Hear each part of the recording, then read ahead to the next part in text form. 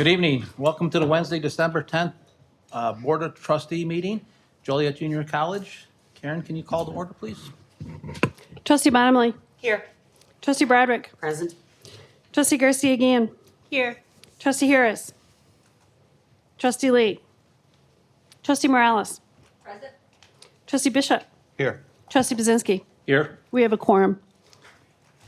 As we begin, I'd like to remind everyone that this meeting will be conducted in accordance with the Board Policy 01.45.00, Meetings of the Board and Robert's Rules of Order. Our attorney, Brian Copeman, will serve as parliamentarian to ensure the meetings proceed professionally. You'll notice that a staff member is present to assist with time management. Per policy, each trustee will have 3 minutes to speak and 2 minutes for rebuttal, with continuous timing observed and only one speaker holding the floor at a time. In alignment with Board Policy 01.03.00, I encourage everyone to maintain civility and respect even when expressing different opinions. This commitment to civility is essential to fostering productive and respectful discussions.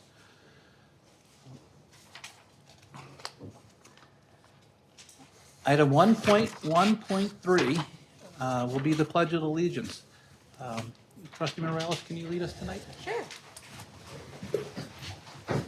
I pledge allegiance to the flag of the United States of America and to the republic for which it stands, one nation, under God, indivisible, with liberty and justice for all.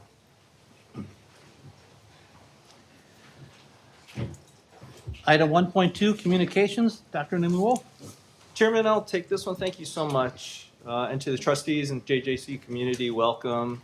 So it's my pleasure to, as you all know, we take the opportunity to celebrate partnerships and some of the successes that we've had. And this one is certainly something worth bragging about. Last month, we attended the Will County Board meeting, joined by representatives from Governor State University, University of St. Francis and Louis University, to share the collective success of the Will County Heroes Scholarship. The program itself, created in 20 and distributed rather to JJC in 2023, the Will County Board invested $10 million from the American Rescue Plan Act, or ARPA, to grow and support teachers, future teachers, and future nurses here in Will County. And the initiative had a very clear message: to grow the pipeline for future teachers and future nurses. To date, these dollars, again, the initial allocation of $10 million, divided 4 ways among those 3 institutions and JJC. At JJC alone, 900 students have been served, most of them in healthcare and some in education. So today, it is my pleasure to welcome to the JJC board meeting County Board Speaker Joe Van Dyne to offer a few words. Wilmington's finest.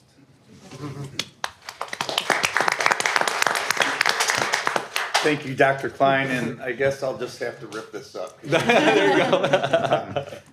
I have not had to speak at a college in probably over 30 years, and I believe the last time I did, I was in front of the dean of students asking him not to expel me, so bear with me. I also didn't have to wear cheaters either. So Dr. Klein and Chair Buzinski, members of the board, I want to thank you for having me here today to talk about the Will County Heroes Nursing and Teaching Program Scholarship Program. Mr. President, I especially want to thank you for joining us at our November County Board meeting with your counterparts to present on the progress of the scholarships as it enters into the final year. I can assure you that it was a bright spot of our meeting, so I am here to hopefully return the favor and recognize JJC for your leadership of this program. First, I'd like to go back in time to share some background on why we created this program. As many of you know, Will County was tasked with dispersing $134 million in federal dollars as part of the American Rescue Plan. The federal government tasked us with this using funds to support the community's recovery from the COVID-19. Our goals were to get these funds back into the community, address longstanding challenges throughout the county, and make the most impact we could with every dollar spent. While we opened applications for millions of dollars in grants for healthcare services, community infrastructure, economic development programs, and local government programs, we knew that we needed to put funds aside to address one of the most concerning impacts of the pandemic, a local shortage in teachers and nurses. To address this, the county board had the foresight to set aside $10 million for this scholarship program, with $2.5 million being awarded to JJC, Lewis University, University of St. Francis, and Governor State University. We call it the Hero Scholarship because we wanted to highlight the critical role that nurses and teachers played in our society. This was especially true during the pandemic when they were on the front lines of the most pressing of issues being faced locally. The backdrop of all of this is Will County's rapid pace of growth. We're the fastest growing county in population, jobs, and building. We need to ensure that our schools and hospitals are prepared to sustain that growth. Like you had said, we officially launched this scholarship program in 2023. Students could receive $2,500 per semester to pursue teaching certificate or becoming a registered nurse. The main goal is to create local pipelines so students can work here in Will County after they graduate. But thanks to your leadership at JJC, we found that there was an opportunity for collaboration with other institutions. Since launching, over 1,300 students had received scholarships. And to emphasize the leading role of JJC, 928 of those students came from here. You were the first institution to spend all of your $2.5 million in scholarships.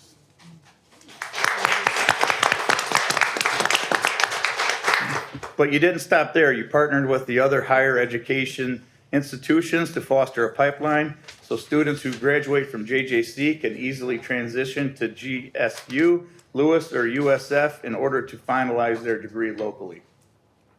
This partnership means you will be receiving more funds to continue this program. That takes true leadership and is going to help hundreds more to pursue the program in its final year. I really want to emphasize that your leadership went above and beyond, and I want to applaud your support of the program, as well as your leadership of your president and deans who made this possible. I especially want to recognize Dr. Stephanie McIntyre Braun, your Dean of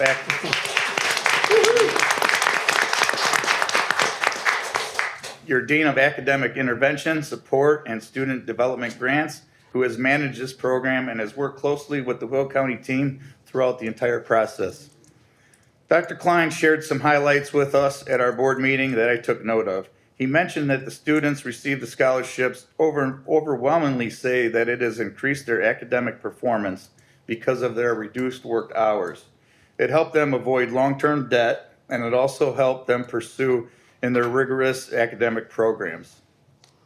Whether it was the single mom who called the program a lifesaver, or the nursing student who said it changed her life, and her children's lives, these are the real success stories that come from this program. So on behalf of the Will County Executive and the Will County Board, I want to thank you for your leadership and ensure that this program can make a real difference in the lives of Will County residents. Thank you so much. Thank you.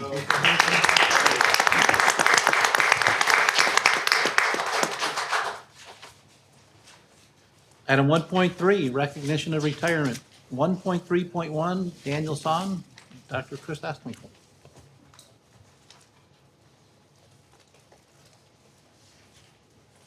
Good evening. Good evening. We are honored to recognize Dan Sawin, whom, as a network systems technician, has been vital to the IT division and college's success.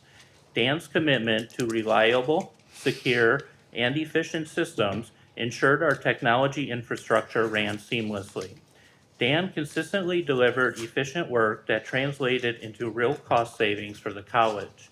He has been recognized through multiple core value awards and nominations, reflecting his integrity, quality, and service to the college. Beyond his technical role, Dan consistently went the extra mile to help colleagues solve problems and deliver solutions. True to his staff and student-first mindset, he scheduled maintenance early in the mornings to avoid disrupting classes and operations, quickly keeping learning front and center. His dedication and collaborative spirit have made him not just a trusted technician, but a valuable team member in the IT division. Dan is fun, kind, loyal, lifting team spirits, showing up when it matters most, and always putting people first. Please join us in thanking Dan for his outstanding service and wishing him a retirement filled with well-deserved relaxation and new adventures. Thank you. The call for motion? Motion. Second. All those in favor say aye. Aye. All those opposed say no. Motion carries. Item 1.4, public comments. Karen, do we have any public comments tonight? We do not. Thank you. Item 1.5, a moment of silence. Dr. Nomura? Chairman, thank you. I'm asking the college community tonight to join us in a moment of silence for the following individuals. Thomas Rudy, father-in-law of Jen Rudy in records and registration. Rudolph Wolf, retiree who served the college in our facilities area from 1976 to 2012. Nikki Blowers, who served as a supervisor of the JJC Theater with JJC from 1985 to 2020. And Dennis Solik, father of Denise Burnett, in our records and registration area.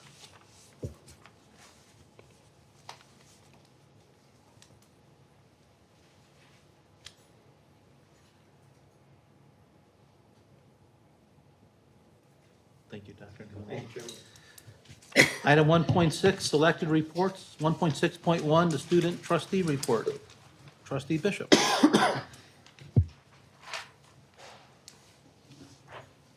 Good evening, everyone. So nice to see you all one final time before the break. I can say, as a student, I'm really looking forward to it, spending some time with the family and reduced academic pressures.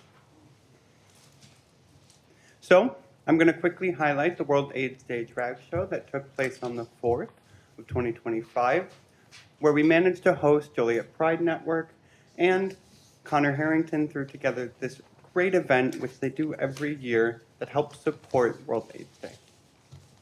For Center for Multicultural Access and Success, they had an International Student Education Week from the 17th to the 21st of November, where 70 students participated in the event with 5 presenters. There was a financial literacy workshop on the 2nd with smart holiday spending. And then this week, they're offering final survival packs to CMOS students.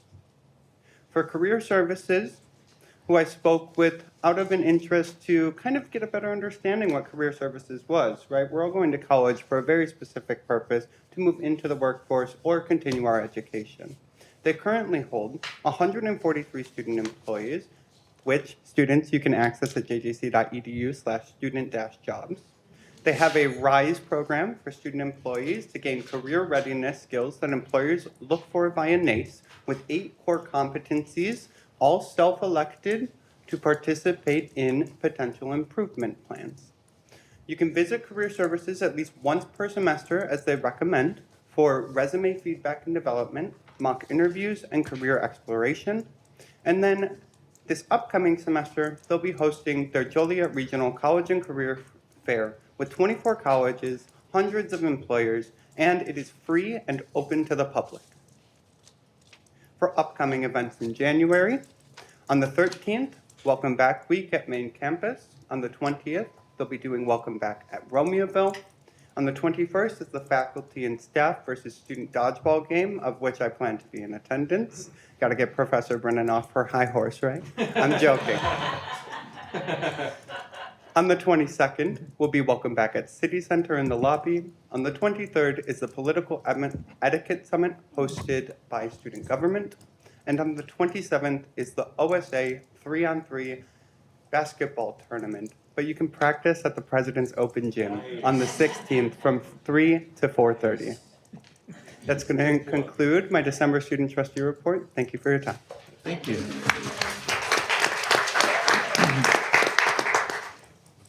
Item 1.6.2, the faculty union report. Kurt Ward. And I want you to note that I got here an hour earlier and Kurt was already sitting there, so this must be a good report. You've got to get here early to get that seat on the end. Hey, good evening, and hey, we made it to finals week. But anyway, I want to start this evening by thanking the men and women of this campus who keep the driveways, the parking lots, and the sidewalks clear of this wonderful winter weather we're enjoying. You know, you don't really appreciate it until you walk inside and your feet are still warm and dry. So I know that sometimes those things are just, you know, you kind of expect it, but I want them to know that it doesn't go unnoticed and it is very much appreciated.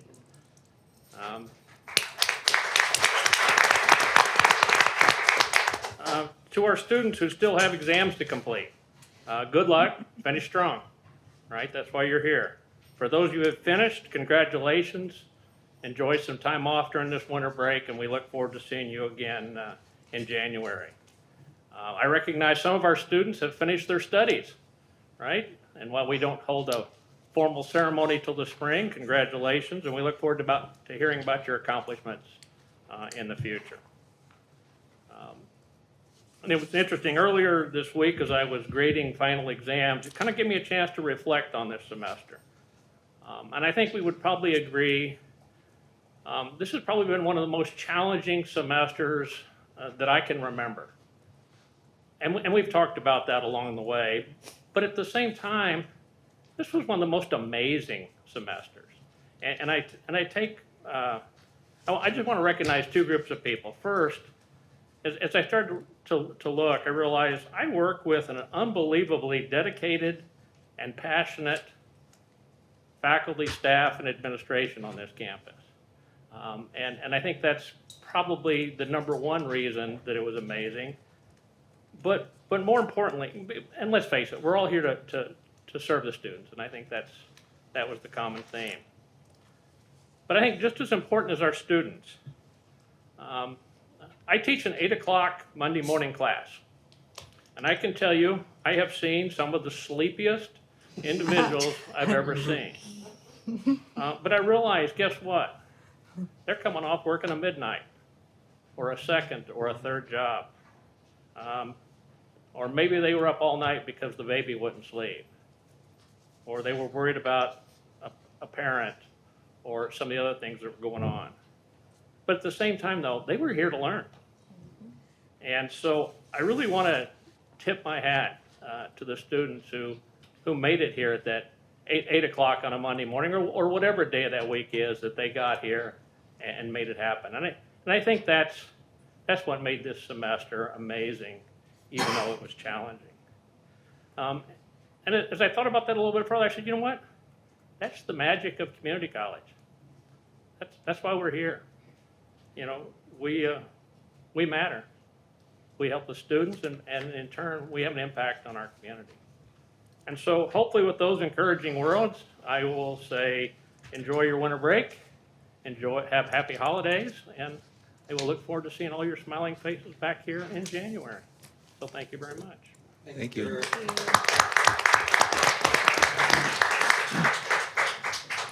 Item 1.6.3 was going to be the adjunct faculty union report, but we do not have a rep here tonight. And she did inform us last month that this was finals week and she wouldn't be here. Item 1.6.4, the JJC Foundation report. Christy Mulvey.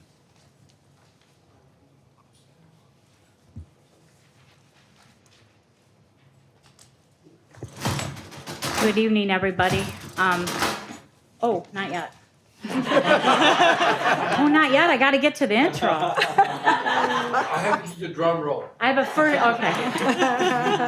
First of all, the annual holiday pop-up photo walk with Santa and Friends was held on December 1st. Jen Davis and the gang coordinated a successful event for approximately 283 attendees. On December 5th, we held the annual President's Employee Holiday Party, and I'm pleased to announce the total of raffle tickets proceeds were approximately $7,000. Those proceeds go to the Nemuo Family Endowment, which you know goes to first-generation students. And I'm happy to announce that Klein's scholarship is now over $100,000. Congratulations to my team for all the planning and coordinating a successful event, and to Dr. Nemuo for how many students will benefit from this awesome endowment. Number 3, tomorrow night I will be picking up a donation of $2.3 million from the Dr. Carolyn Engers estate. Dr. Engers' total giving was $2.4 million. We still have additional funds coming from retiree Dr. Jacqueline Solfrank, but at this point, her giving, including the sale of her condo in Maui and her house in Riverside, is over $3.5 million.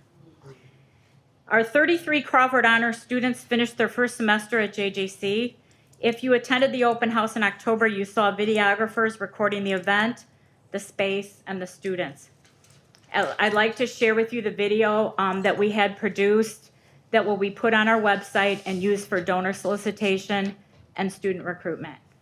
Hit it.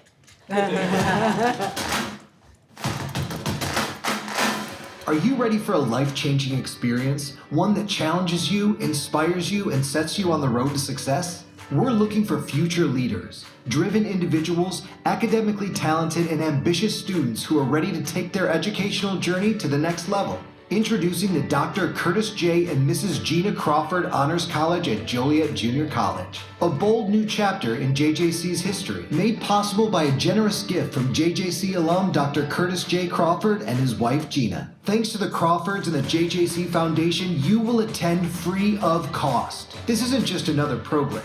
It's a commitment to excellence, a place where high-achieving students are empowered to lead, to think critically, and to reach their full potential. The Crawford Honors College is designed for students who excel.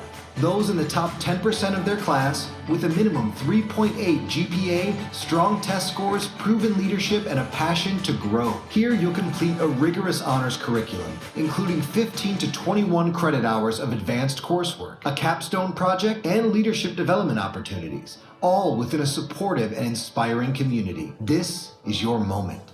Be part of something extraordinary. Be part of something life-changing. Apply now to the Crawford Honors College at JJC and take your step toward a future with no limits. There you go.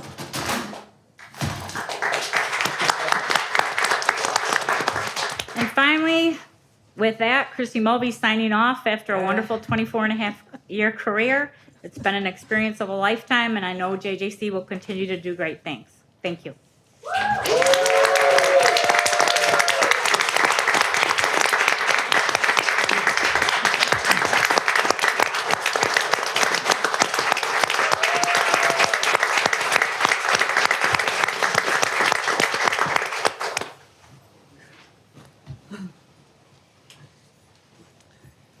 Item 1.6.5, Building and Grounds Committee Report. I do not believe we had a meeting. No, we have not had a meeting this month. We look forward to entering into 2026 with a lot more building and grounds fun to be had. So. Good, thank you. Item 1.6.6, the Board Policy Committee Report. Trustee Garcia Guillen, Trustee Harris, and Trustee Bishop. If I may, Trustee Guillen? So we did meet last Wednesday. We reviewed policy 04.03.00, oral English proficiency, which was just up for its standard 4-year review. The same is also true for 04.21.00, New Start, which was also for its review. Policies going for first read before the board today include 01.36, Board Request for Information, 13.08.00, Alcohol Use, and 13.09.00, Equal Employment Opportunity, Contractors, and Subcontractors. For the first in the sequence, that was a past resolution. It's in September 2024, just cleaning up language to reflect practices currently in use today. For the second, it cleaned up language and allows the president to assign a designee if alcohol is present at an event.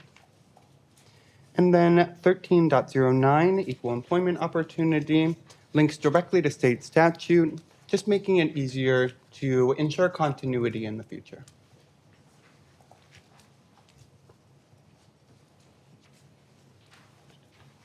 That does conclude the building and ground, or I'm so sorry, conclude my policy report. Thank you. Thank you. Item 1.6.7, the Finance Committee report. Trustee Morales, Trustee Bottomley, and Trustee Bishop. Thank you. We did not have a a finance committee meeting this month yet. Yes, and I do look forward to the next meeting. We are going to be approving, adopting the budget at this meeting. So outside of the budget presentations that we've had, there's been no changes. Thank you. Thank you. Item 1.6.8, the President's report. Dr. Klein DeMuhl. Thank you, Chairman. Well, happy holidays to everyone. Before I begin, I just want to thank Joe for being here. And actually, I've got a slide on it, so we won't embarrass Stephanie just yet. So the President's report here, which we'll click in just a minute.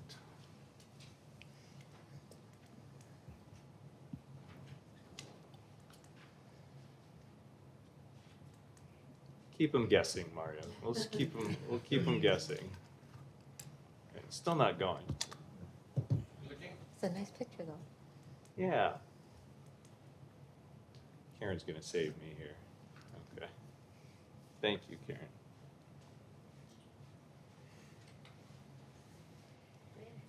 Thank you. I just wanted to offer some thoughts. This is as Kurt referenced, a difficult time of year. Oftentimes we get caught up in the celebration of it all, but it's a reminder that it's not always a celebration for everyone. And so thankful that JJC continues to honor all the needs of our students as human beings. So I just wanted to kind of put that in perspective a little bit.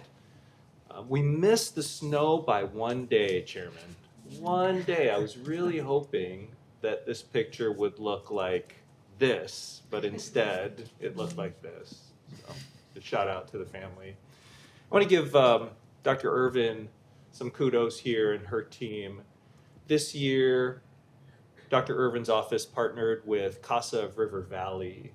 For those who aren't familiar, and perhaps some of you are, CASA is an organization that advocates for youth going through the criminal justice system. So court-appointed special advocates, and Dr. Irvin and her team collected dozens and dozens of presents for children going through the CASA program. So Dr. Irvin, thank you so much for your leadership there. Chairman, as you know, items before the board today, one of them, 3.6, was introduced last month, and will be considered by the board today, in addition to the abatement of taxes 3.7 and 3.8, connected to our general obligation bonds in 2018 and 2021. A quick look ahead to the spring semester, and while far too soon to celebrate, enrollment is looking good for the spring semester. We're cautiously optimistic. You'll see the dual credit numbers are astronomical only because of the way we're accounting for year-long courses this year.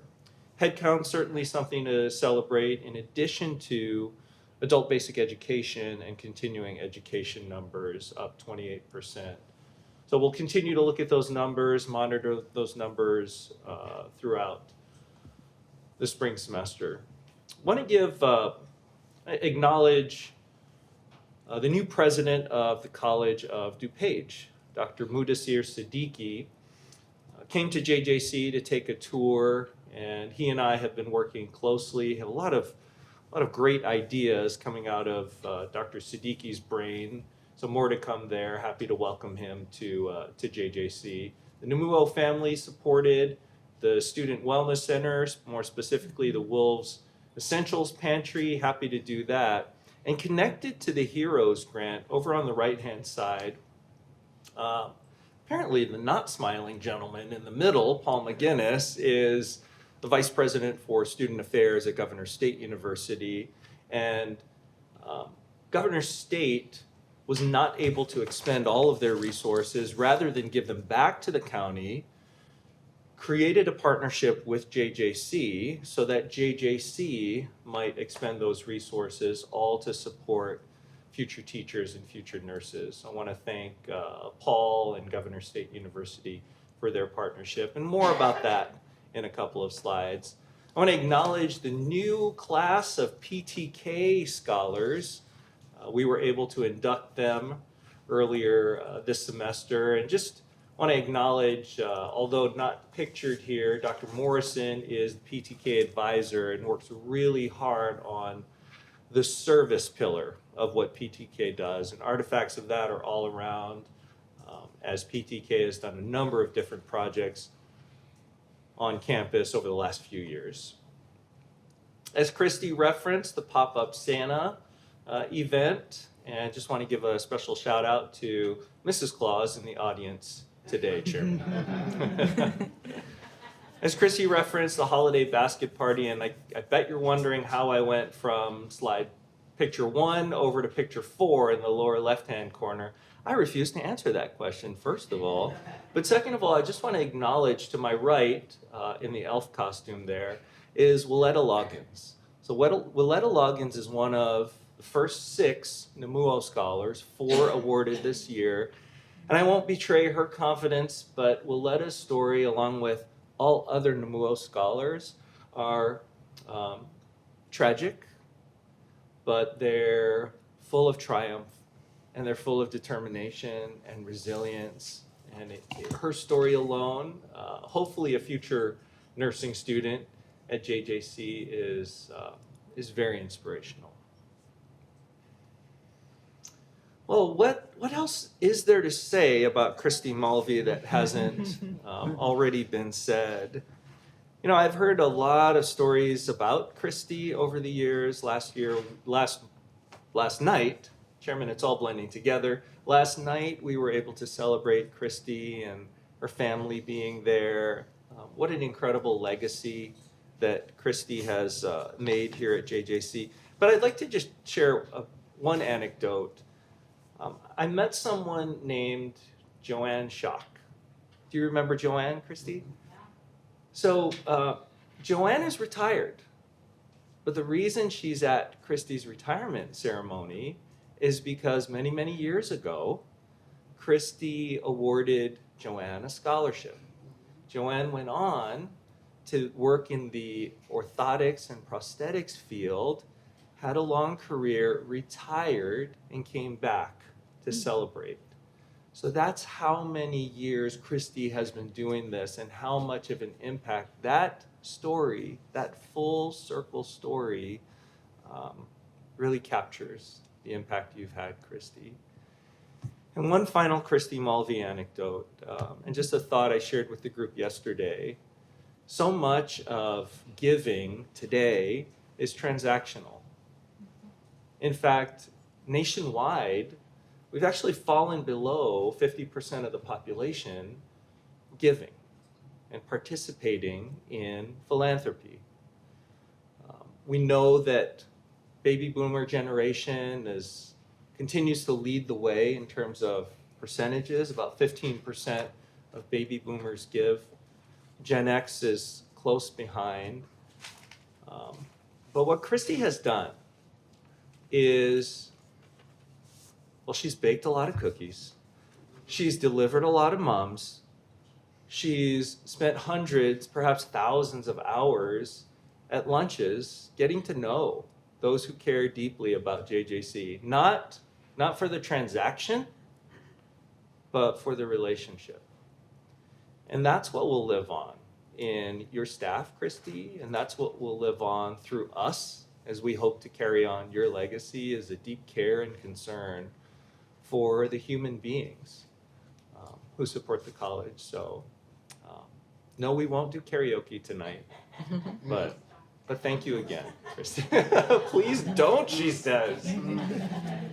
Chairman, I want to thank Trustee Harris. I want to thank Trustee Morales, and Christy Escortina and her team for joining me to celebrate a Future Wolves initiative and presenting the proclamation that this board passed in support of Future Wolves.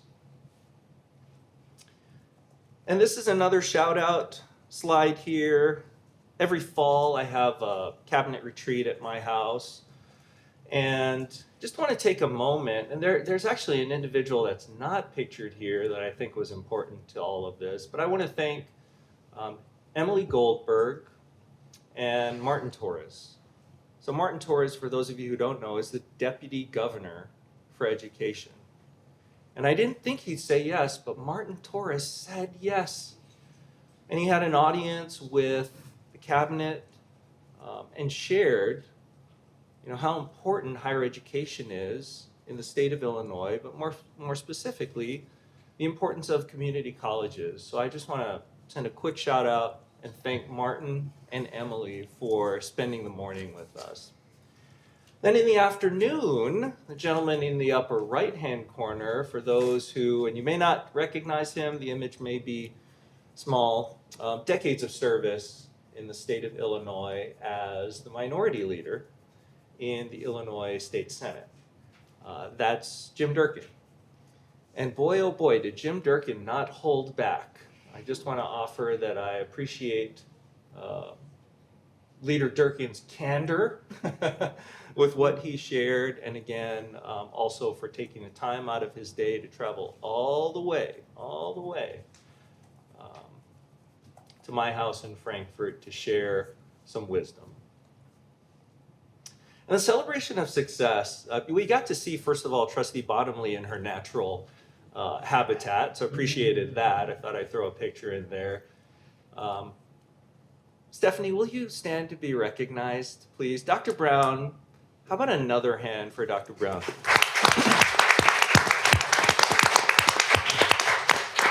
So Dr. Brown's been on this journey since the very beginning. When this grand vision first came to be, we grappled with, considering the size and scope and how many students would be served, grappled with where this should live. Dr. Brown, you have exceeded all of our expectations. You've served not only 900 students here, but more at our partner universities, and that will just send shockwaves throughout Will County. Dr. Brown, you made this a success. Thank you so much for your leadership and effort. You may be seated. You don't have to keep. Now, as much as we love Christy and all of the incredible things she's done and accomplished, she's also acknowledged the strength of her team and the people behind her. So I want to take a moment, and many of them are here in the audience today. Great leaders do great things, not simply because they are great leaders, but because they have incredible people around them. Will Christy's team please stand to be recognized?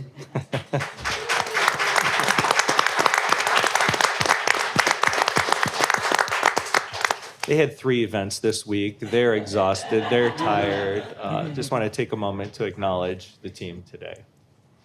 Chairman, when I first moved to the Midwest, many were wondering what my favorite team would be. And look, I like all the Chicago teams, but as of the end of 2025, I will have been to a Chicago Fire game, a Chicago Bulls game, a Chicago Sky game, a White Sox game, a Cubs game. Tiana and I were finally able to make it to the experience that is a Blackhawks game.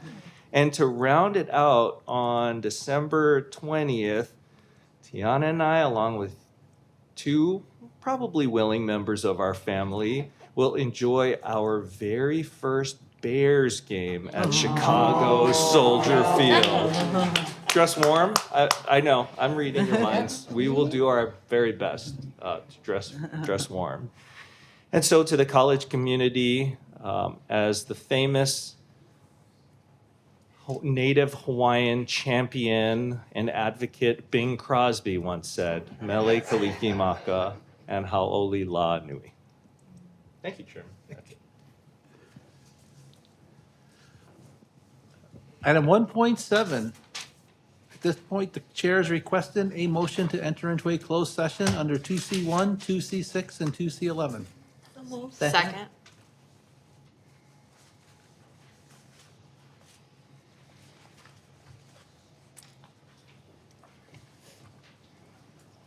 Trustee Garcia Guillen. Yes.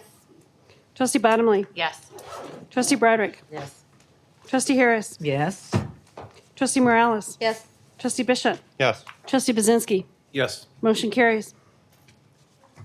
Item 1.8, chair's request for a motion to return to public session. So moved. Second.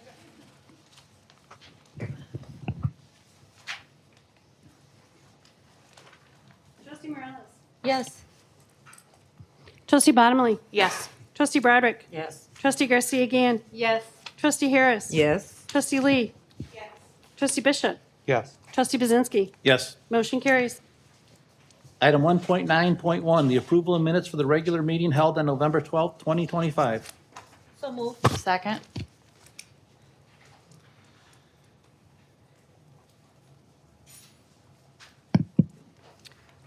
Trustee Garcia Guillen. Yes. Trustee Bottomley. Yes. Trustee Broderick. Yes. Trustee Harris. Yes. Trustee Lee. Yes. Trustee Morales. Yes. Trustee Bishop. Yes. Trustee Bazinski. Yes. Motion carries. Item 1.10, the approval of the agenda. So moved. Second. All those in favor say aye. Aye. All those opposed say no. Motion carries. Item 1.11, approval of consent agenda as presented. So moved. Second. I'd like to have one item removed, The item number is? 3.1. Any other items? We're ready to vote?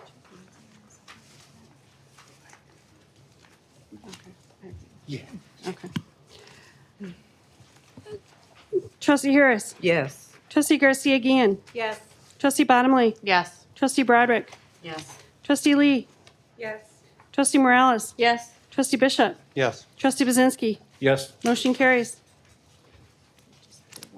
First pulled item, 3.1, approval to pay the listing of bills for the period ending November 30th, 2025 as presented.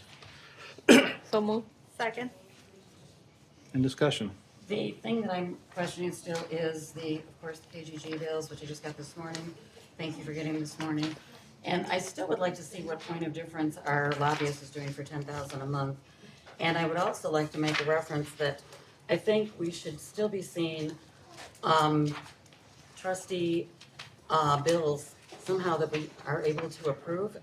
I don't see that we're having that, but we should, because all of a sudden I'm seeing, and I don't know how we do this or what the method of approval is. If we have bills that come up under the 5,000, what's the method of approval? And I guess that's what I'm trying to see. Does it go through just one hand of approval if they're under 5,000? Or do we have a system, because I was used to several, and I'm seeing several things on where spouses have gone to events, and I'm not seeing how we identify if trustees have paid for their spouses to go.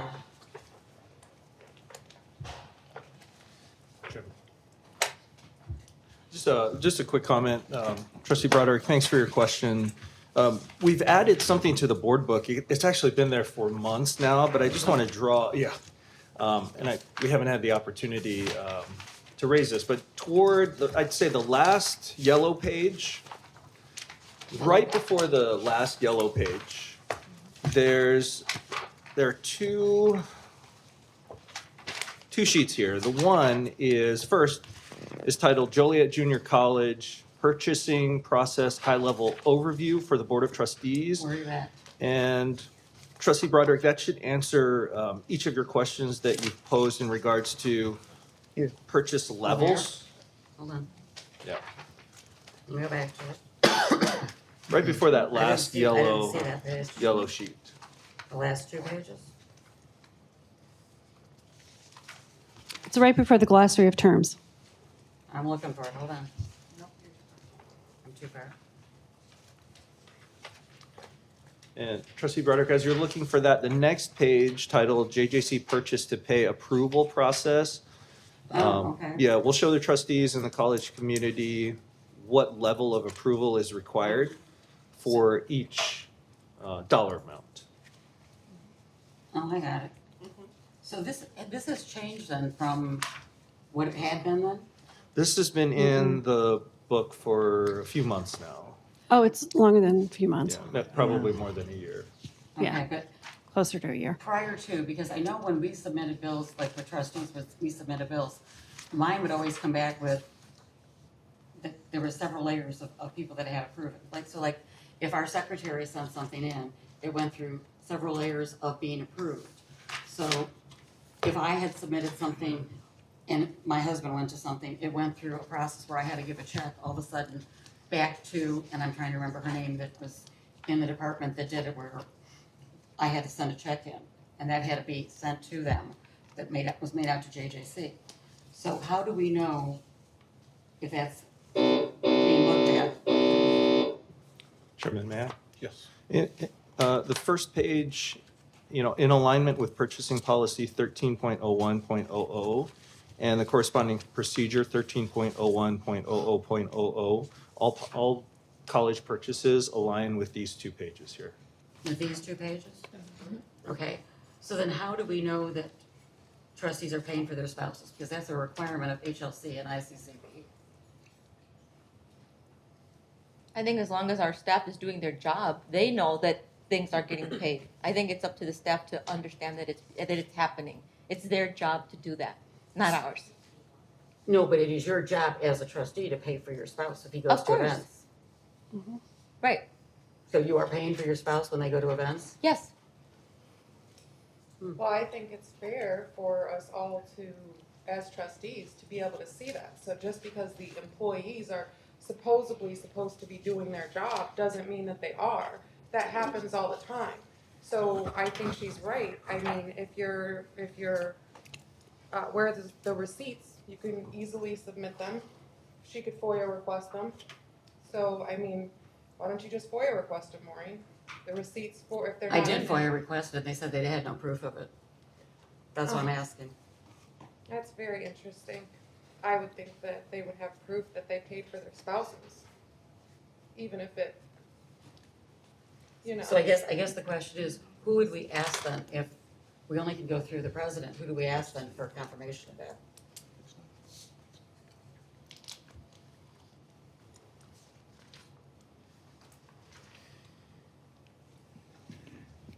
So Trustee Broderick, that could start with me. Right. Okay. So I will do that then. I'll send an email to you then. Okay, I will do that then. Thank you. And then as far as, can we do something to get something started to process, that if anybody's gonna go through a process of going on a traveling thing, that we do get trustee approval? I did send the form in. It would be nice, because all of a sudden I see that trustee Harris went to another GLI, which is 3 GLIs in her first term, and I didn't know that we were gonna go through another GLI for her 6 months after she went to one in Hawaii. So I think that we need to at least have something, that we have an approval process, because I was totally surprised to see her at another GLI. There is an approval request scheduled for the next board meeting. It wasn't available to get into the agenda in time. We were waiting for a letter back from the ACCT on some of the things that trustee Harris has been invited to. But we have noted that, and we are going to have that up for approval in the next meeting, but it'll have supporting documentation versus just a line item, so. Thank you. And if I may, Mr. Chairman, if there is a line item in the budget that covers these items, there's no need for further board approval unless it's required by board policy. However, if someone has an open checkbook, if they're just going to something, 3 in one term is too many. 1 GLI is more than sufficient. I've gone to 1 GLI in my whole term. So I'm confused as to why one person would go to 3 GLIs in their first term. It's Okay, not necessary. Just to note, that is not related to 3.1 right here. That's a policy that. Yeah, I understand that. Okay, Thank you. I would also think that there would have been some sort of email confirmation for the spouses. Maureen, you've gone to those events multiple times. When you buy a ticket, don't they send you an email confirmation?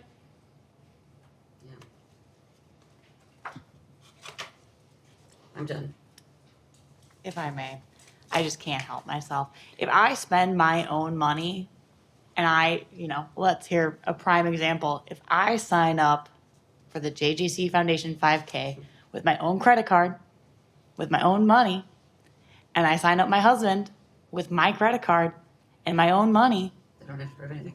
then the college doesn't have any records. They don't. If you submit a FOIA, the records do not exist. So with that, I would say, if you submitted a FOIA and did not see any records, it means that someone probably paid for their spouse or significant other to attend an event. Thank you. I think that Maureen has every right to be worried about abuse of funds and that her question is completely legitimate. So going forward, maybe we could do something to where you can prove that you paid for your spouse with a simple email that they give you when you pay for one ticket, seeing as how it wouldn't have been paid for with the JJC stuff. So that is wrong to be paying for spouses to go to events.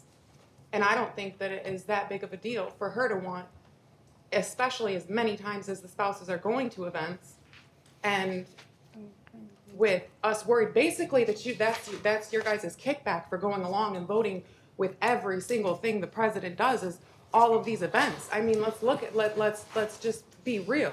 So provide an email. For it has to do with JJC. An email should have been provided to the spouses. Yes. Yeah, let's go. Yes. Let's vote on it. We're off the agenda vote on item it. that was pulled. Okay. I believe that we were talking about the budget, and this has to do with the budget. Weren't we still talking about the budget? How was it off topic? It You're was talking bills, about, bills, you're talking bills, about a process bills. that does not have to do with bills. We're ready for a vote. It's so funny that none of you are worried about it because you're the ones whose spouses are going. And we're paying. We're And they're discussing- paying. Prove it. I don't have to prove anything to you.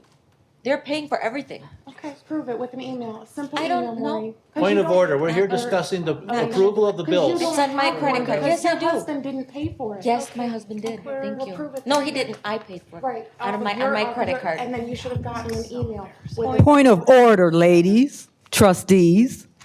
Goodness. Thank you, Diane. We're ready to vote on Say something 3.1. else. Trustee Morales. Yes. Trustee Garcia Guillen. Yes. Trustee Bottomley. Yes. Trustee Broderick. Yes. Trustee Harris. Yes. Trustee Lee. yes. Trustee Bishop. Yes. Trustee Bazinski. Yes. Motion carries.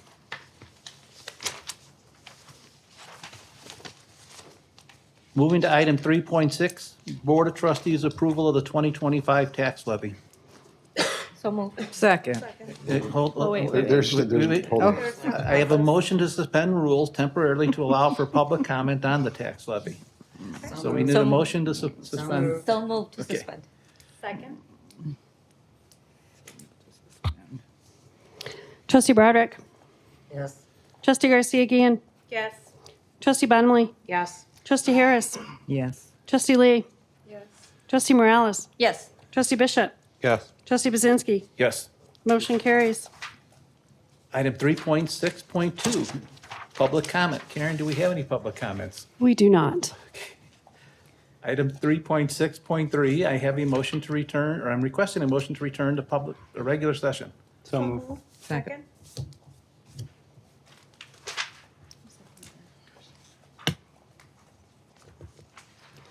Trustee Bishop. Yes. Trustee Garcia Guillen. Yes. Trustee Bottomley. Yes. Trustee Broderick. Yes. Trustee Harris. Yes. Trustee Lee. Yes. Trustee Morales. Yes. Trustee Bazinski. Yes. Motion carries. Now, item 3.6.4, the Board of Trustees approval of the tax levy. So moved. Second. Question. So the max that we're looking for on this is 4.72, correct? And my understanding is the grade schools have been,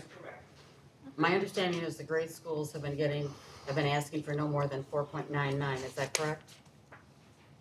Jeff?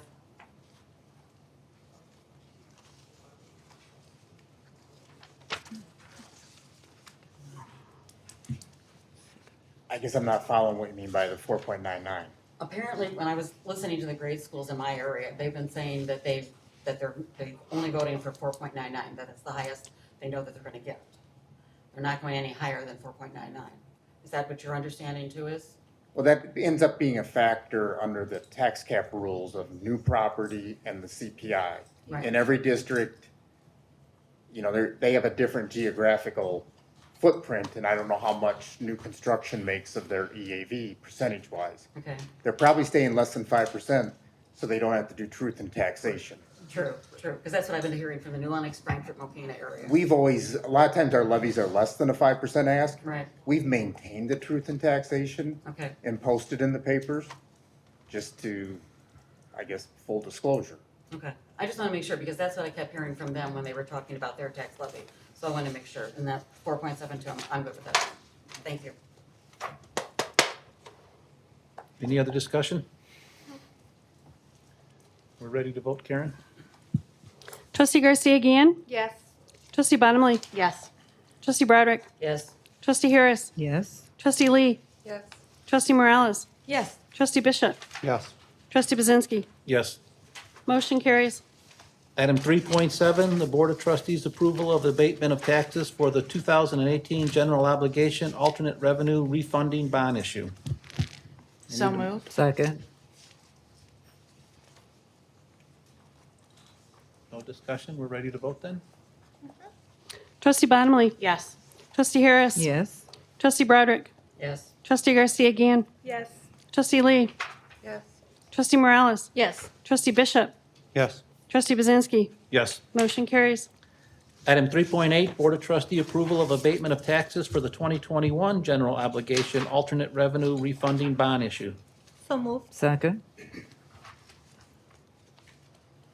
I think we're ready to vote. Trustee Morales? Yes.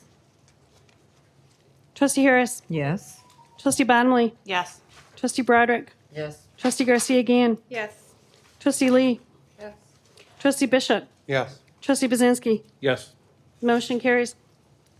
Karen, I think Trustee Garcia made the motion, just for Oh, did clarification. she? Yes, thank you.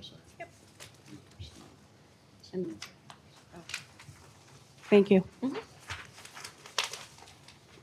Item 4.1, first reading of board policies 01.36.00. This is a reading only. Do we have any conversation? I do. I did send you guys something in regards to that.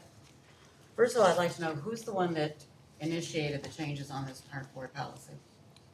Can you clarify the question, please? Are you looking for someone to take responsibility when it's part of the committee that we decided on different things that, I can answer it. Okay, so this one is, this is 01.36.00. This is one of the policies that we made some modifications to make sure that it's consistent with the current process that we have, as well as the resolution that we passed back in 2024. So in terms of who did it, it's part of the committee. So we're presenting it to you all for first reading. Did that answer your question? What was the last part you said? The committee, for the policy committee, is the one that worked on this with assistance from our team. So you guys are the ones that did it. Did you understand my email that I sent to you with regards to it? Because I've been doing more research on it. Can you rephrase your question? Because whenever you say that in that way, you're basically saying that we do not understand your email. So Okay, well, I sent please it- rephrase your question in a different way. Okay, well, I did some research with the ICCB. And according to the ICCB and the HLC, we are, under Illinois law, it requires all trustees to be able to fulfill any oversight duties. And according to that, we are allowed to, basically, we're allowed to be able to talk to the president directly.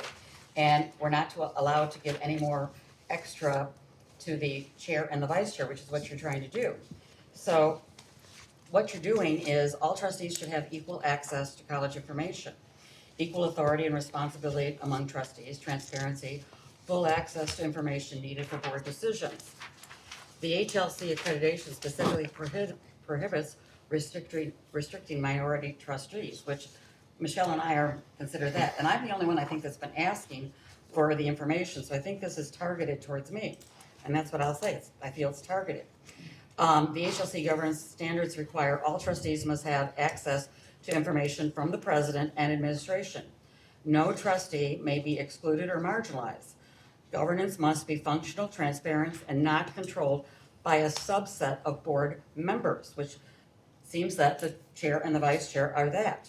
A policy that prevents a trustee from contacting or questioning the president is a red flag for governance dysfunction, which we have dysfunction with this board. And that the HLC does take seriously. Board policy cannot override state law or fiduciary duties. A board majority also cannot delegate sole authority to the chair or the vice chair to screen question, decide which trustees get information, and decide which trustees the president must respond to.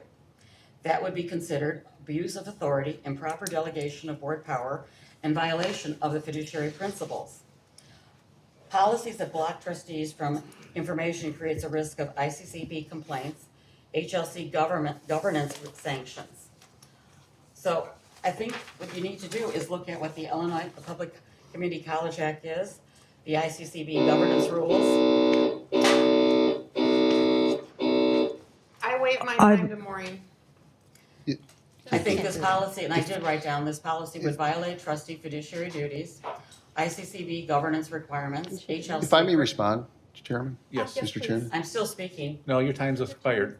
She gave me her time to. That she doesn't have, she's not the chair, she's not distributing time. The attorney would like to respond to you directly. We're gonna allow the attorney to speak, and then I can go to Michelle. If I can direct everybody's attention to the policy itself, it's called Board Request for Information, and it's intended to address issues of concern when someone has a request for information. The policy is fully intended to comply with everything that you're stating, Trustee Broderick. All responses along with the original inquiry shall be provided to all trustees of the board. It's ensuring that every person on the board gets the information that's being sought. There's nothing in the policy that says you cannot contact the president. There's nothing that says you cannot ask the president questions. If you're asking for information that should be shared with the board, this policy ensures that all of that happens. So this is fully in compliance with everything you've cited. And if you still believe it's not, again, I ask you, provide me with the specific sections of ICCB regulations, HLC accreditation, and the Public Community College Act. I'll be happy to look into it and compare them to this policy. I have a quick question. I'm gonna go to Michelle Oh, I'm first. so sorry. No. Yeah. Michelle? Trustee Lee? I would just like to read straight out of this policy. The chair and the president shall determine and coordinate the appropriate response to the trustee, which is part of what she's speaking about, and I'd like to waive the rest of my time to Maureen. Brian, I'm addressing. Wait. We are now going to Trustee Broderick. I'm sorry, Trustee Bottomley. We got too many last names that start with B up here. I am glad that I read this, and I like, and our attorney has pointed out, that I really like the inclusion in this policy is all responses along with the original inquiry are going to be provided to all the trustees of the board. I think that's going to be really beneficial as we start to move forward. I did have one thing in this, and I don't know if it's just like a process or I'm just a little bit lost in it, that we're able to go ahead and submit any informational request, question, inquiry to the chair and the vice chair. So we can submit it to both, but that's really the only time that the vice chair is included in that. So to me, and this is kind of how my mind thinks about the process, like, shouldn't the vice chair be included in this in an additional way other than just like receipt of the information? So like if both the chair and the vice chair are able to receive the information and then pass it along, why is the vice chair only there for the So we go back the to the passing, Open so- Meetings Act and having 3 people engaged in a Right. conversation. So it'd be a non-reply all. Right. But if you look at what Trustee Broderick is doing anyway, she copies in everyone anyway. So in a sense, she's copying in everybody. Right. So Well, I think that my question's more so if I'm submitting my request to both the chair and then the vice chair, and then either the chair or the vice chair then forwards it on to the president, and then the president and the chair determine the appropriate response. To me, like then why is the vice chair involved? I don't know for sure, but I would suggest that if the chair is unavailable, Okay, so it's just then best the practice. vice chair is filling, just to make sure that because the policy requires them to then pass the request along to the president and work with the president, not on deciding whether to respond. The policy says they shall determine and coordinate the appropriate response to the trustee. Okay. Okay, so the problem was there was an abusive process by the trustee where they were constantly contacting members of the cabinet and high levels of the administration, bombarding them with questions, and they weren't sure what to do because they're getting a request from the trustee. So this was to funnel it all through the president Okay. to make sure that the requests were going to the appropriate individual who can answer them most efficiently, I think. I totally am on board with the spirit of that then. I just wanted to get some And let better me answer one more understanding. question. When we talk about the appropriate response, the appropriate response, the response itself will always be generated by Dr. Namuel or his staff. The delivery of it. So a couple of months ago, when we saw all the emails going back and forth, I asked him that should be presented workshop style, where Dr. Farmer came in front of us and presented it to us as a board as a whole for question and answer, versus just another email that we would either not interpret correctly or have questions when we were done with. So that's where the appropriate response comes in. It's not whether or not he will respond, it's how will we respond. Is it a board meeting type agenda item, or is it an answer to an email? If it's a simple question, then the email's fine. Right. But when we start getting into, when we were talking about westward expansion, that's why it was important that it came back to the whole board, so we're all on the same page, which is another thing that policy's trying to do, is put us all on the same page. I really appreciate the additional clarification. Thank you. Any other comments on this policy? I would just like to state that what Maureen just said, which is, number one, this can create an OMA violation because a trustee is contacting the chair and the vice chair, as well as the fact that I would like to note that Brian Copeman said that this was directed towards a trustee because they were abusing their power when she read the HLC's recommendation that all trustees are to be able to contact anyone to ask questions. Maureen asks logical, real questions, and they are trying to hide things. And so then they run back, oh, how do I answer this? Can I answer this? Because So I'm there gonna are stop things you that there. are being No, hit. stop, wait. I know, I Point was of in the order. back Michelle- rooms when you said, Michelle, stop. let's hide this from You're Maureen. accusing So this I staff know- of things that you don't know. I know that you did it, and it's not just the staff, it's you that want to hide things, and Klein that wants to hide things, and the staff is like scared.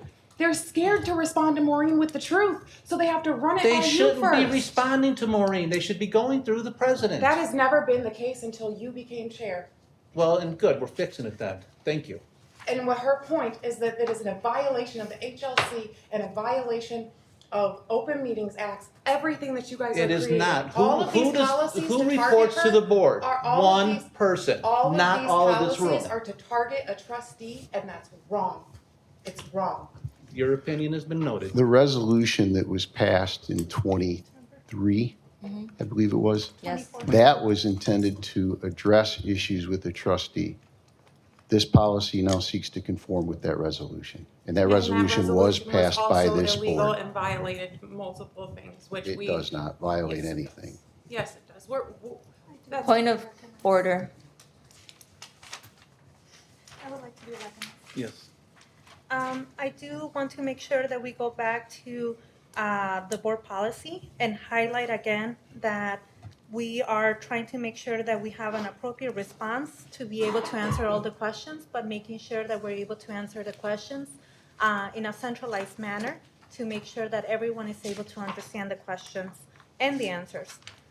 Something that has not been addressed fully is that we haven't seen the documentation or the actual evidence that Trustee Broderick is mentioning for the different references and the different documents that she's referring to. So right now, all of this conversation, it's not real in terms of real information being provided that we can concretely see. So at this point, thank you for your comment, but we don't have actual information on what you're referring to. So Maybe you should therefore, have it when you're doing policy then. thank you for your comment. That's it. Thank you. State statutes and policies and HLC guidelines are not real. That is funny. Trustee Bishop?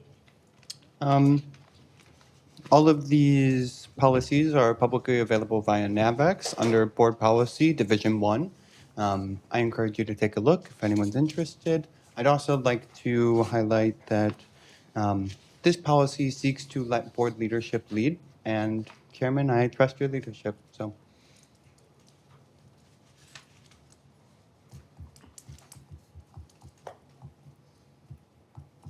Any other discussion, or can we move to the next first read?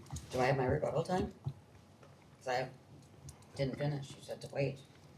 Go ahead. Okay, just so you know, it falls under the Public College Act, the ICCB governance rules, and the HLC accreditation standards.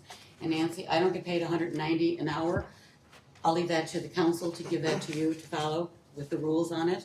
And just to give you an example, the resolution and all of these other guidelines policies that I put in my email, they need to be looked at and followed, because I'll give you an example of what I was trying to get with all of this stuff. When you say the president and the chair, I have been going back and forth for almost a month trying to get an email on the information that was provided to the paper on the 1,500 students that are going to main campus for Morris. I still haven't gotten an answer. And I looked for 1,500 students. Where are they at? I've been told I have to go back to the chair and talk to the chair about it. I'm getting back and forth emails that aren't giving me any information. I've asked for the mail that we get every Monday from him that says 17,500 and some odd students are at the main campus. I asked, what does that depict? What is that number? He has to go back to the chair. That doesn't give me any information. I'm asking for what does it mean? That's presidential information. So these things that I'm asking for, and I know I'm the only one asking for information. I know none of you guys are. I just want to know. Point of order. Please don't disparage fellow trustees while you're making your remarks, Trustee I'm just Broderick. saying, Continue. I'm asking for the information. I'm saying this point. I'm asking for the information. So it seems that when a trustee is asking the president for the information, it should not have to go back to the chair. This is not chair information that the chair would have. This is something that I would think that the president can answer. I shouldn't have to keep getting emails that say, I'm going to go talk to the chair. I'm going to go talk to the chair. Policy's this, resolution is this. This is something I feel that we're paying him a good salary. This is something that he should be able to, quite frankly, give to me right away. I'm asking for it because unless I get the information, I don't believe it. And if we have all of this stuff, and I look at it this way, this policy.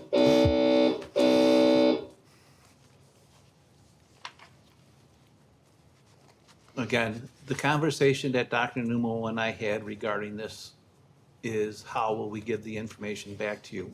My issue with the whole question is you're asking us to reconcile our numbers with something you read in the newspaper. So right off the bat, we don't reconcile something a reporter said, regardless of what he listed the source of or who it was. We get the numbers directly from Dr. Numo. So we're not going to ever chase down what a reporter in a newspaper says. We're going to rely on our professional staff who do an excellent job. Mm-hmm.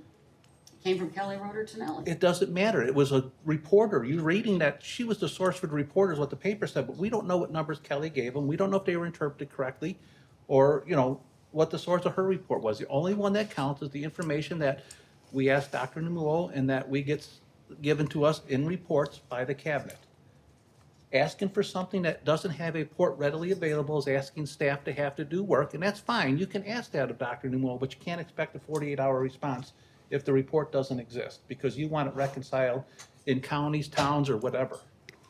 It's on our weekly report that we get. Right, and you don't like the way it's broken down. No, I just asked what it is about. I asked what the detail of the 17,000 was. Right, you're asking to break the report down further. No, I asked what it was about. What did it contain? What is it Enrollment. about? It contained enrollment numbers. Can I be recognized? Yes.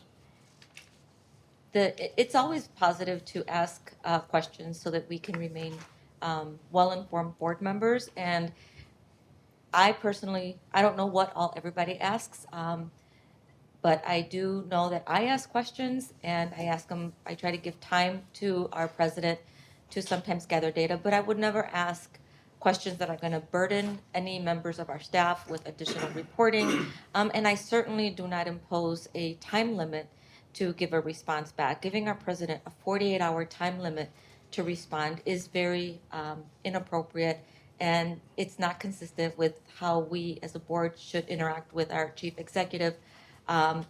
These are the kind of requests that you make, and they're very inappropriate. If you Asking read the email- 503 questions is very burdensome, and at putting a 48-hour limit, that's why your questions have been asked to go through the chairman now, because you place an undue burden on the staff with the volume and the extensive information that you request. That's not how we should behave. The president works for the board, not for only one individual trustee, and he must be given reasonable time to provide accurate, well-supported information, especially given the scope of his responsibilities across the entire college in over 7 counties. Thank you. Did you read the email? It was over 2 weeks. Just so you read the email correctly, it was over 2 weeks. The 48-hour response time is a part of policy, first of all. And second of all, Maureen is worried that we are going to build a building in Morris and that we don't have the students to fill it. There was. Wait, you're off topic. We're talking about the policy, not westward expansion. Okay, well, we all just were talking about westward expansion and her policy, she was referencing that, and I wanted to make a comment on that. So I'll just wait for my trustee update to make a comment on that. Trustee Harris, we haven't heard from you. Okay, thanks for the opportunity. Regarding this policy, the changes that were made because of the challenges that we saw the college faced in regards to timing. Let me back up. The policies are to help the college run smoothly. The procedures, we're following the procedures of how this college is run. Now, you and this board knows. Again, I'm going to stop. Don't point to someone says you in this board. Sorry. knows. Pointed at me. Sorry. Okay. The policy committee is here to create policy to help the college run smoothly. We're processing the procedures that were put in front of us. So in any opportunity that we can write a policy for Joliet Junior College, which we can do that would help the college itself to be more productive or to help move things along. That's what we're going to do. And asking the trustee to direct their question to the chair, who is our liaison to the president, I don't see anything wrong with that. If there is something, then I would like to see it in writing, especially if it's being presented to just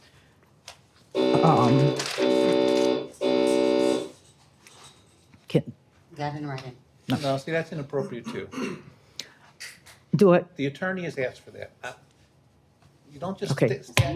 Well, no, you don't just Yeah, slap this- a document in front of somebody and say, here's your notes. No, if I may continue, this is your statement. That's not, That's something you wrote. yeah. What I'm saying in terms of what I would like to see is the statute on which you made those accusations saying that if we move forward with processing or voting on this policy, that we would be in violation based on your letter or based on another trustee's letter.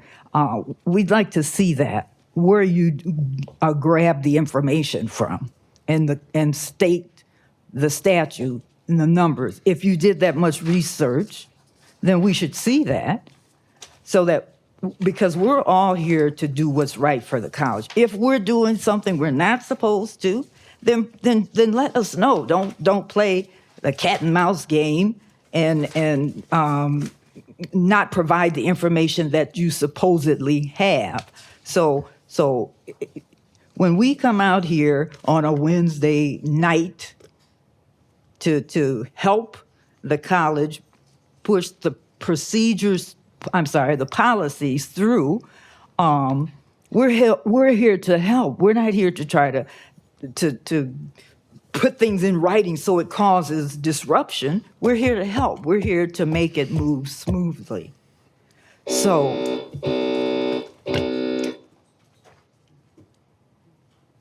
Can we end this discussion and go to the next policy? Please. So I just want to make a couple of comments, Chairman, before we move on. First of all, as I'm now in my 4th year here at Joliet Junior College, I'm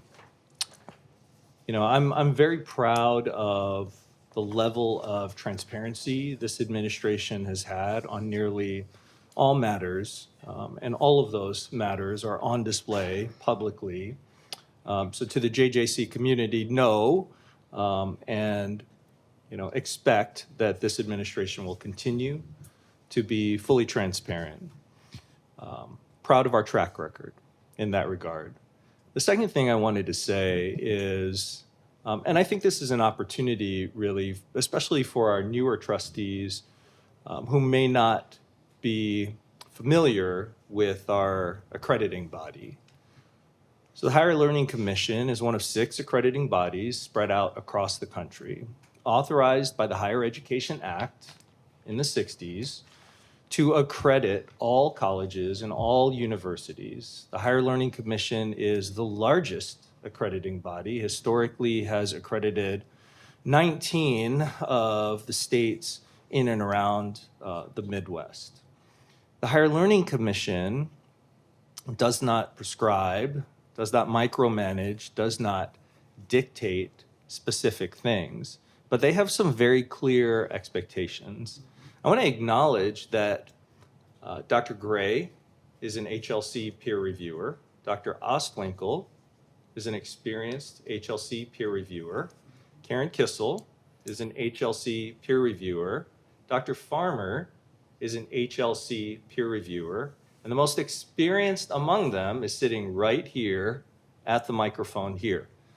I've been an HLC peer reviewer for 7 years now, have served on dozens of Higher Learning Commission accrediting site visits, virtual visits, initial accreditation visits, reaccreditation visits.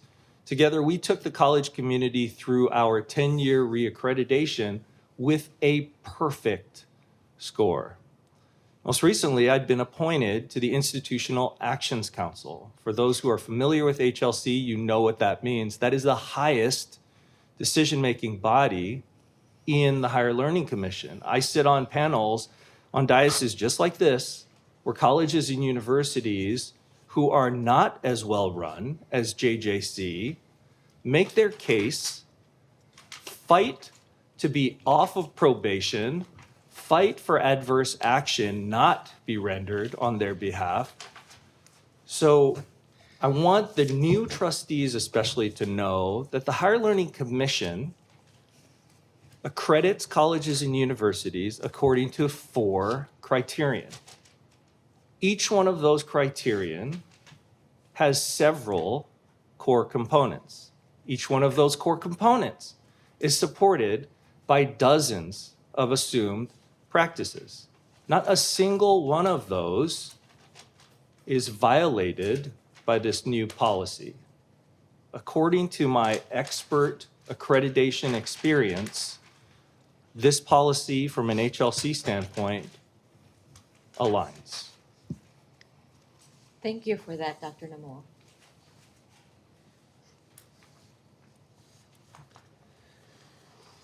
Next item is 4.1.2, policy 13.08.00, alcohol use.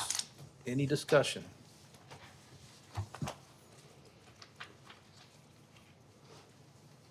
No discussion. We'll move on to 4.1.3, which is policy 13.09.00, the equal employment opportunity, contractors and subcontractors. Any discussion?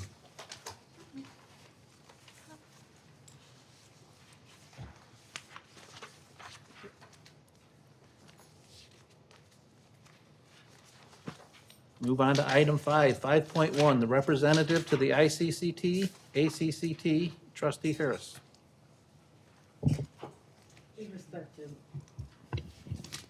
In respect to the holiday and time, I would like to ask to have my report held until next board meeting.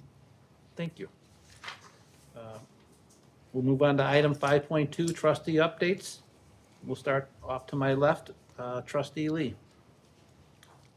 I just want to say regarding what Maureen was speaking about, as has been stated, her and I do not agree with the buying of land and building of a new building. It's not that we disagree with a westward expansion. It's just that we were in agreement with Judy Mitchell, who had laid the groundwork again to expand the existing hangar, which would not cost as much money. And then with the cost of how much money they're willing to pay for this land is astronomical. Maureen wanted to understand where the need for a new building in Morris is coming from, and the proof given to us as trustees, as well as to the newspaper, is simply a statement stating that we needed in this 1,500 students. Maureen is just simply asking for the study or where did you get this number from, right? With 12 by 12 by 12, which will decrease our enrollment if that is taken seriously by students, we will see some sort of decrease in enrollment there. And Maureen is asking, okay, I already read all of that. Said all of that.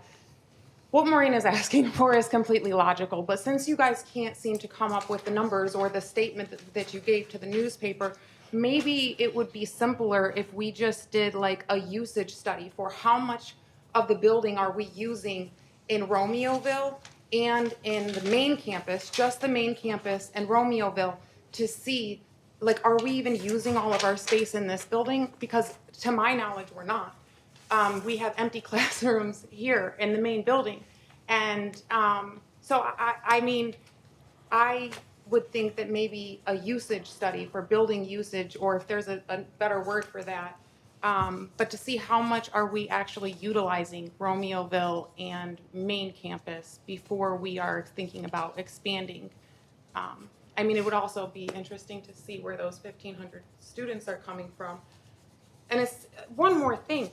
You implied that you didn't want to go off of what Keller Roeder Tonelli said to the newspaper because we're not going to go off of newspaper, but yet over and over in this room, we talk about how much we trust our employees and our faculty, but then you're not. I'm confused at how we wouldn't trust KRT and that 1,500, that number that she gave to the newspaper. And if I was the newspaper watching this meeting, I'd be asking for what Maureen's asking for. Where's the numbers coming from? Because is it really true? Is it really real? You just gave them some numbers, and now you're saying that KRT may have not given them the right numbers.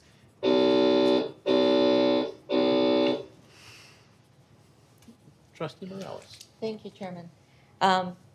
As we come to the end of the year, I've been reflecting on everything that our college community has experienced together, and it has not been an easy year. Beyond the financial uncertainties that we've worked through, many of our students and their families, especially those from immigrant communities, have been living with heightened fear and heightened stress due to increased immigration enforcement activity nationally. I've heard from students here at JJC who are worried, and I want to acknowledge those feelings. I want to be clear, this college has always been and will continue to be a place where every student is treated with dignity, respect, and compassion. Our campus is a community where people from every background are welcomed and supported as they pursue their goals. That is something that we can all be proud of. What has truly, though, inspired me most this year is the strength and the heart of our staff, our administration, and our faculty.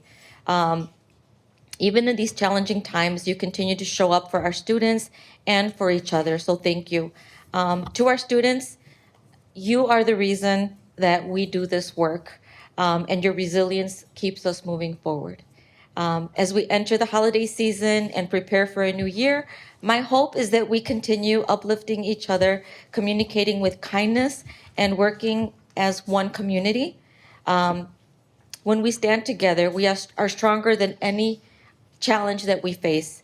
I want to wish everyone here a peaceful holiday season and a very happy new year. Thank you all for what you do, and a huge thank you to Dr. Namuel for these past 4 years, for everything that you and your family do. Thank you, Dr. Namuel. That's all. Thank you. Trustee Garcia again. Yes. Thank you, Trustee Morales. You mentioned a lot of the things that I want to echo. I'll go ahead and focus on a few things. Again, this year, 2025, has definitely been a challenge, not only for the community members that Trustee Morales mentioned, but we have seen real threats from the federal administration at different levels, including threats to access to different programs that include assistance to healthcare, access to healthcare, food assistance, with the threat to SNAP benefits and other types of programs that provide assistance to community members that are low income in order to be able to meet basic needs like food, shelter, and other necessary items.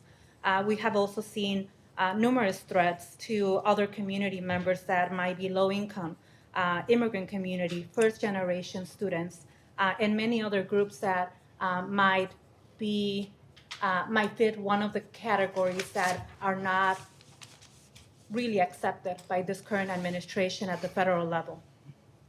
However, what we have seen is that our community across JJC, the district that we serve that includes 7 counties, is resilient, is strong. Despite all the challenges, we have come together in many ways.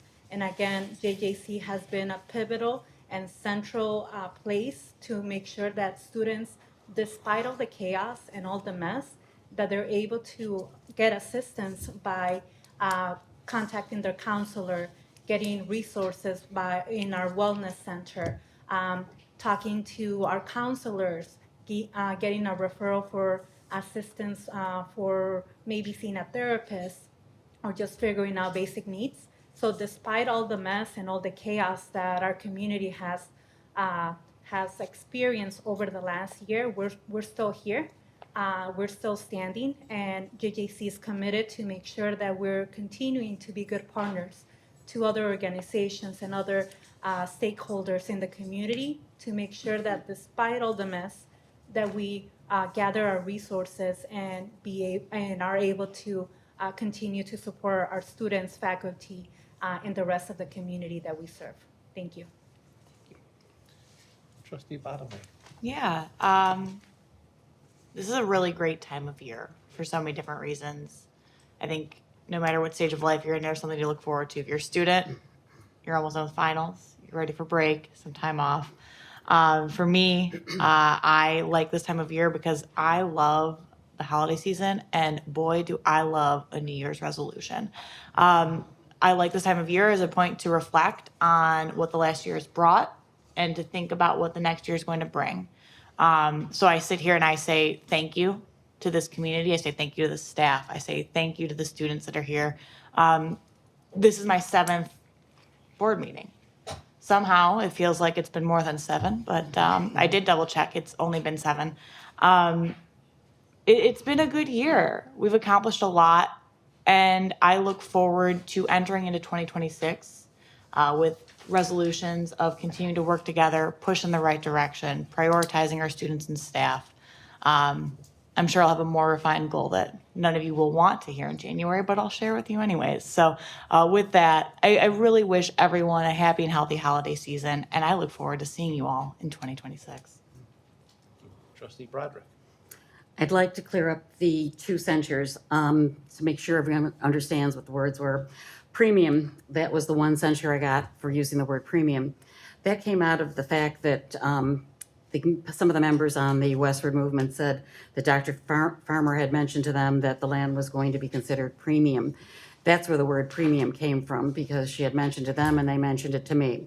So the word premium just became part of the adage of using that. So that was where it came from. It was nothing other than that.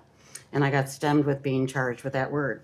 And in regards to the, that I violated the client privilege, according to the ARDC, 2 attorneys for 2 governmental entities are already directly communicating about a specific legal interpretation, which means it's a shared legal interest.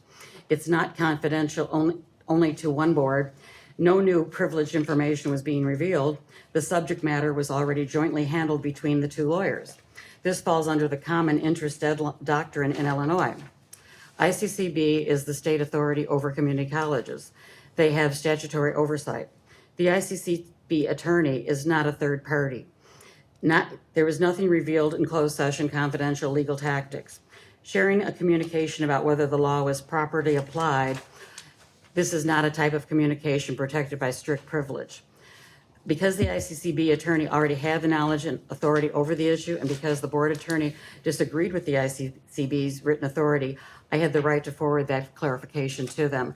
So I just wanted to clarify that I did have the ability to do it. I should never have been censured for it. And the ARDC I communicated that to them the next day.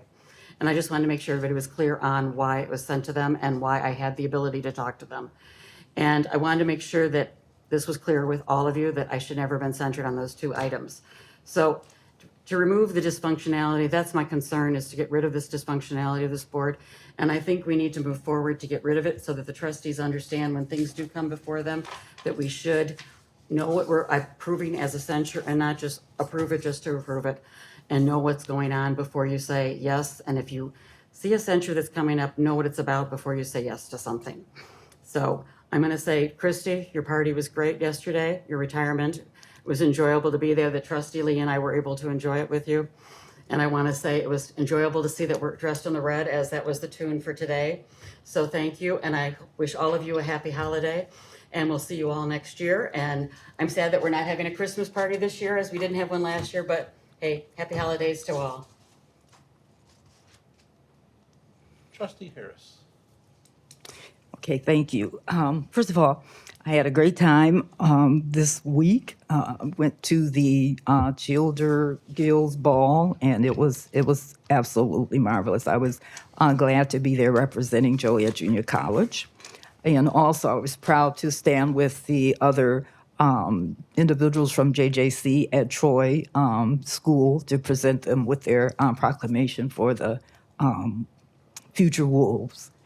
And as a first term ICC, TA, and ACC rep, I can't encourage our trustees enough to attend all of the training that's offered. It's offered for a reason. It helps us to become better trustees as we represent the students and the college, and it supports the mission. So if you have the opportunity, take it. And this is, let's see, I can't read my own writing here. Okay. Next year, I hope that we can remove the word dysfunction, dysfunctional board, because we don't agree. It's fine, but we get things done here. We get things done here, and I don't think anybody in this room can disagree with that. So if we were so dysfunctional, nothing would be getting done. So I ask that we remove that word from the JJC board, because that is not what we are. And we need to build a culture of trust within this board and within the president and his cabinet. We are here to support them and not to think that everybody's taking $1. That is not why we're here. We're here to trust that the professionals are doing what they're supposed to do and stand by them and help any way that we can. I mean, that's why I'm on this board. I could easily walk off. I got other things I could be doing. But I'm here because I know we need the board. The college needs the trustees here.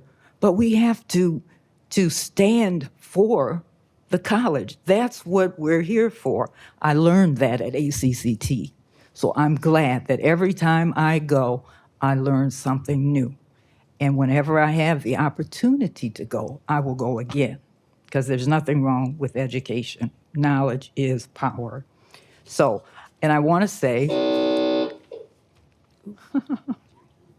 20 seconds. 20 seconds. I love the flowers. I love them. They're beautiful. And congratulations to Christy, and Merry Christmas to each and every one of us. Or you. Trustee Bishop. Really quickly, Ms. Mulvey, I know you've heard it a million times, a million ways, and I know I approached you personally, but in the brief time I've known you, you've already taught me more than I ever could have hoped to believe, and you've done that for at least 24 other trustees. So I want to thank you personally for that. Dr. Braun, I don't think she's here right now, but your work is why I can go to nursing school. I got it this last semester, and I'll be receiving the ARPA grant this upcoming semester. And the over 900 students who can say that are why we are on this board, right? And the work she does is absolutely vital. Happy holidays. Thank you all for the opportunity to learn from all of you over the course of the last 7 months already. And I look forward to continuing to do so. But as we approach the new year, I want to ask you all to reflect as well. There are more than 14,000 of me, each with different perspectives, each with different lived experiences and different values and different things that make them who they are. We cannot become so, if we cast to the wayside any potential benefit due to historical context, that's the way it's always been done, it's not appropriate for this board. We pride ourselves on being a leader, and I mean, appeal to a tradition is a logical fallacy for a reason, right? We need to recognize that improvement comes at the voice of the entire board. So, thank you. Item 5.3, the chair report. You know, Kurt started us out today talking about all the students that are in finals week, and I just keep thinking, it was just, I felt a day or two ago, we were all sitting here, it was the first day of the new semester. It flew. I don't know if that's what anyone else feels like, but it flew through here. But one of the things I want to say with the Christmas holiday is we don't know, and I'm going to piggyback off of something Brenton just said, we don't know what everyone else is going through, but I challenge you between now and Christmas, find one person, preferably somebody you don't know, and see if you can lift them up spiritually, heartfelt. Do something that makes this Christmas different for them so that they remember that person. And if you have a JJC sweatshirt on when you do it, that's fine. But no, really, it's, you know, it's about each other. You know, most of us can get by. This room is incredibly strong, but there's people that aren't as strong as the people in this room. See if you can find someone that needs us this year. And it only has to be one person, not the whole community. We can't reach them all, but if you can reach one person, and guess what? It could even be a student. If you see a student in the hall and you think, you know, I'm geared to have a better Christmas than they're going to be, you know, having, see if you can change that. See if you can make theirs as good as yours. And it's about other people. And that's what everyone in this room is already doing anyway. So it's just finding one more person between now and Christmas. And with that, I've got written on my notations here that we're supposed to sing Jingle Bells, but. Oh, Hey, it's 8 o'clock. let's do it. Let's do it, Jingle. With that, I'll move into item number 8, which is the chair request a motion for adjournment. Motion to adjourn. Second. All those in favor say aye. Aye. All those opposed say no. We're adjourned at 8:01.